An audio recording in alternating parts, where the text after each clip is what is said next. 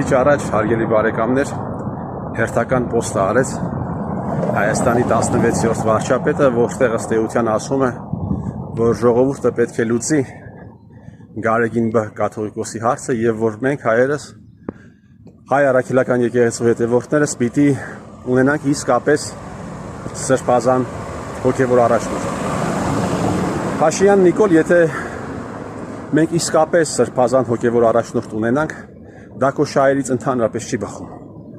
որովհետև ունենալ իսկապես սրբազան առաջնորդ նշանակում է ունենալ մի առաջնորդ, ով մի այնպիսի կյանքով է ապրել, ում վրա քո կեղտոտ ԱԱՑ-ն, քո կեղտոտ կառավարությունը չունեն կոմպրոմատներ, եւ դա այդպիսի մարդու ղեկավարումը եկեղեցու քո շահերից չի բխում։ Ունենալ իսկապես սրբազան առաջնորդ,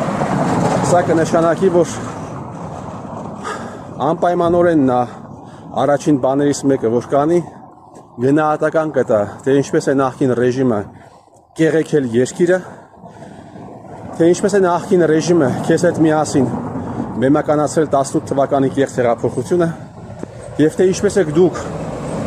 ձեր ավանտյուրայի հետևանքով տնավեր դարձրել տասնյակ հազարավոր հայ ընտանիքներ, թե ինչպես եք դուք Արցախը ձեր քաղաքականության պատճառով ինչպես է Արցախը հայաթափվել եւ թե ինչպես եք դուք տասնյակ հազարավոր տղաների սպանել եւ կամ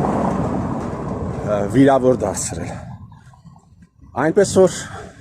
իրապես սրբազան առաջնորդ քո շահերից չի բխում։ Փաշինյան Նիկոլ, դու ուզում ես ունենալ մի կաթողիկոս, ով զգաստը կագնի քո դեմը, այնպես ինչպես իրենց երթումը դրժած ազգային անվտանգության ծառայության գեներալները, գնդապետները, այնպես ինչպես իրենց երթումը դրժած ԲՆ գեներալներն ու գնդապետները։